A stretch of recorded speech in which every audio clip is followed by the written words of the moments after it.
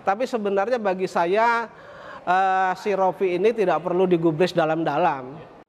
Sungguh peran Gus Rofi ini memalukan, ya, apalagi dengan narasi yang dia buat pepesan kosong. Ini orang nggak tahu apa-apa masuk ke dalam masalah yang sudah bergulir 12 tahun, ya. Tolong, menyinggung masalah mubahalah, ya. Ini bukan masalah main-main. Ini tajam Nur Taufik Mansur alias Yusuf Mansur untuk mengembalikan seluruh dana investasi batubara. Merasa tertipu waktu itu? Ya, merasa tertipu karena tidak ada laporan sama sekali. Ini maksudnya kerugiannya karena apa, dapat apa gitu. Yang ditemui adalah skema ponzi ya, atau money game. Ya, dulu sebelum sempat shock juga ya saya dan teman-teman gitu yang selama ini kita istilahnya sangat inilah mengagumi seorang ustadz gitu ya, yang untuk berinvestasi kemudian juga mengajak untuk berinfak gitu, tapi itu tidak ada kabar dan tidak ada laporan keuangan.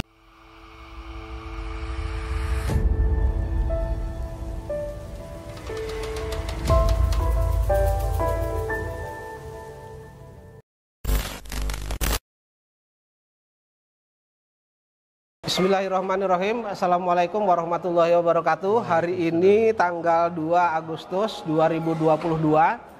Kami di sini dalam perkara nomor 28 garing PDTG garing PDT titik G garing 2022 garing PN Jakarta Selatan.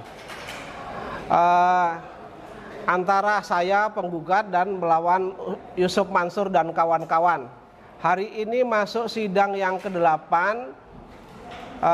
sebagaimana permintaan Ketua Majelis Hakim 2 minggu yang lalu agar tergugat 4 yaitu BMT Darussalam Madani itu melengkapi anggaran dasar, kemudian perubahan anggaran dasar, kemudian perubahan susunan pengurus dan surat kuasa yang asli. Yang fotokopi sudah diserahkan, namun yang asli menurut catatan Majelis Hakim sampai dengan saat ini belum diserahkan. Namun pada hari ini walaupun sudah ditunda, sudah sidang berjalan sejak kami mendaftarkan itu di tanggal 12 Januari sampai dengan ini Juli habis masuk di Agustus, tanggal 2 Agustus, beliau belum juga bisa menunjukkan anggaran dasar yang asli, kemudian perubahan anggaran dasar, kemudian surat kuasa yang aslinya mana, kemudian perubahan pengurus, susunan pengurus daripada koperasi tersebut. Begitu Mas Haji. Ya. Sidang ini kan terkesan ditunda berkali-kali ya Pak ya. Apa mengenai kelengkapan berkasnya? Atau mungkin Bapak ini terkesan seperti disengaja begitu Pak?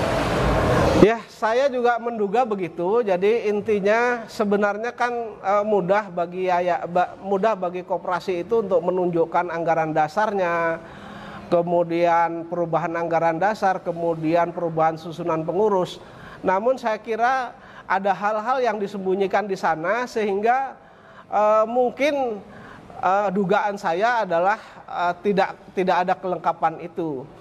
Kalau toh ada kelengkapan itu, mungkin susunan pengurusnya secara de facto di sana sudah dirubah tetapi sesuai dengan anggaran dasar belum, atau perubahan susunan pengurus itu belum dibuat. Karena kan ini koperasi.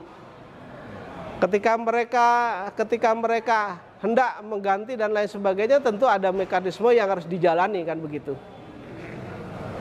Iya. Pak, akhirnya sebelumnya Bapak mengatakan bahwa akan berencana mendatangi PPATK Pak. Itu bagaimana?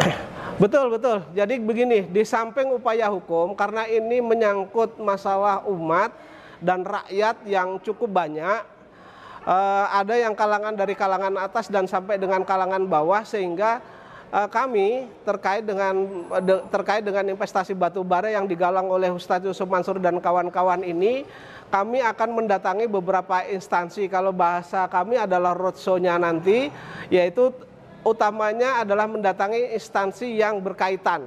Terutama misalnya kami akan mendatangi PPATK, kemudian akan mendatangi OJK, kemudian akan mendatangi BI, kemudian akan mendatangi Kejaksaan Agung, yaitu Jampitsus, kemudian akan mendatangi juga ke Bareskrim terkait dengan tindak pidana juga.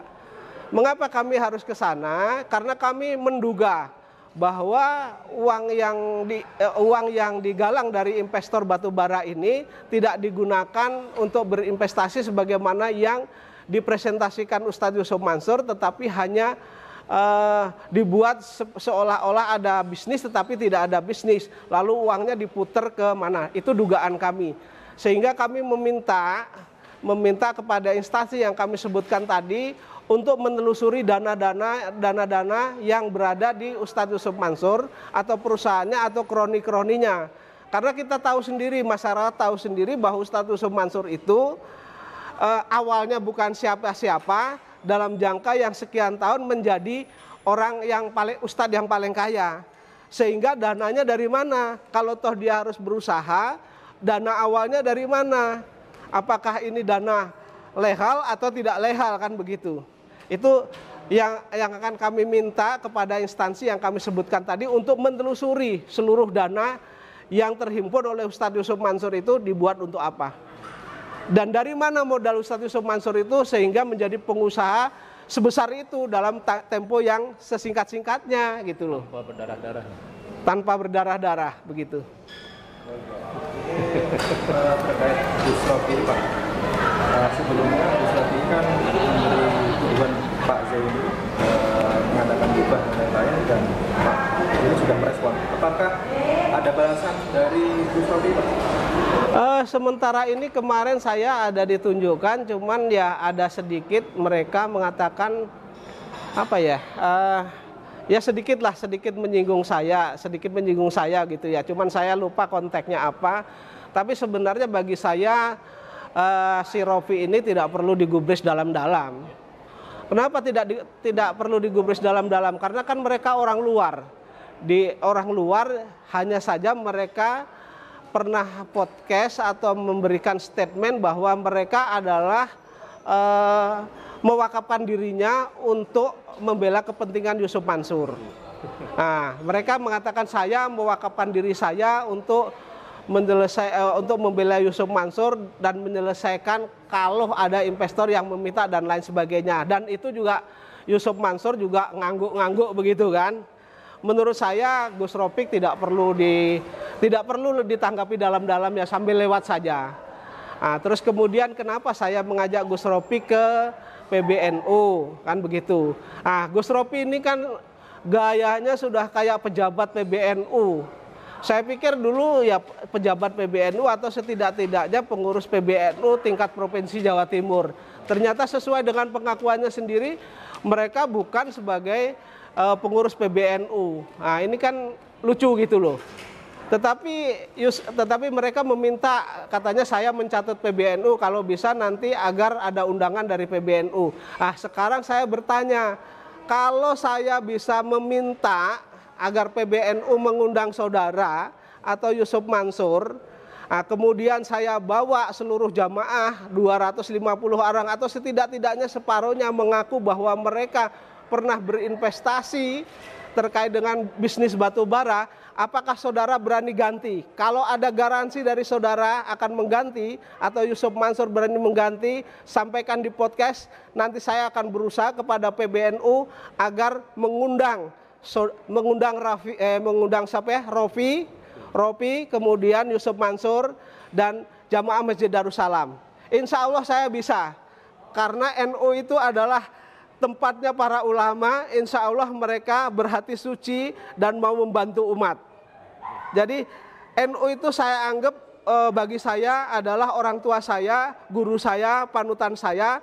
Insya Allah kalau saudara memberikan garansi, memberikan jaminan, saya akan minta kepada PBNU untuk mengundang saudara. Itu saja. Pak Buya, ya. Terkait orang luar yang besar dicamus seperti Gus Rofi ini, Pak bagaimana? Ya. Assalamualaikum warahmatullahi wabarakatuh.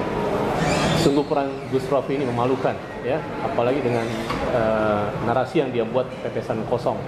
Ini orang nggak tahu apa-apa masuk ke dalam masalah yang sudah bergulir 12 tahun, ya. Tolong, you menyinggung masalah mubahalah. ya. Ini bukan masalah main-main. Ini masalah umat dan kita serius menghadapinya. Dan era sekarang ini era media sosial, ya.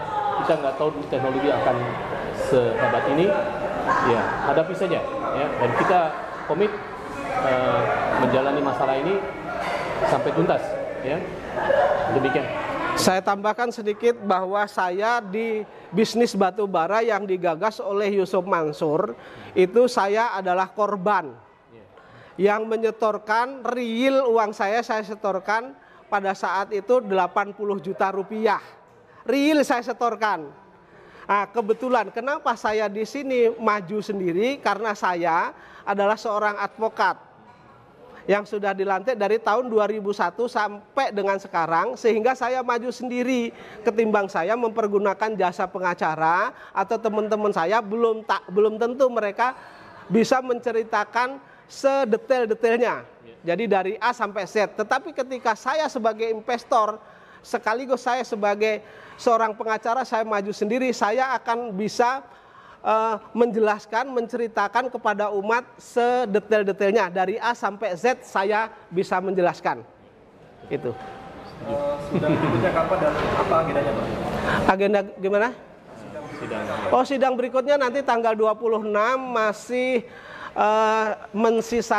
masih mensisakan bahwa tergugat 4 itu harus melengkapi anggaran dasar, kemudian perubahan anggaran dasar, perubahan susunan pengurus, dan surat kuasa yang asli kepada majelis hakim. Ketika itu sudah selesai, sebenarnya ini sudah beberapa bulan yang lalu mungkin ditunda karena ini saja ini. Jadi saya minta juga tergugat 4 fair, jangan bulet ke sana kemari sehingga proses persidangan cepat terlaksana dan bisa selesai dengan baik. Terima kasih. Cukup. Iya, BNT, tolong. Anda ini epicentrum dari masalah ini semua. Ya, jangan lari. Kalau kalian itu jantan, memang betul orang beriman, cinta masjid, maka kita bersama-sama menyelesaikan masalah yang sudah menjadi momok bagi umat Islam di Indonesia ini. Demikian, terima kasih. Assalamualaikum warahmatullahi wabarakatuh.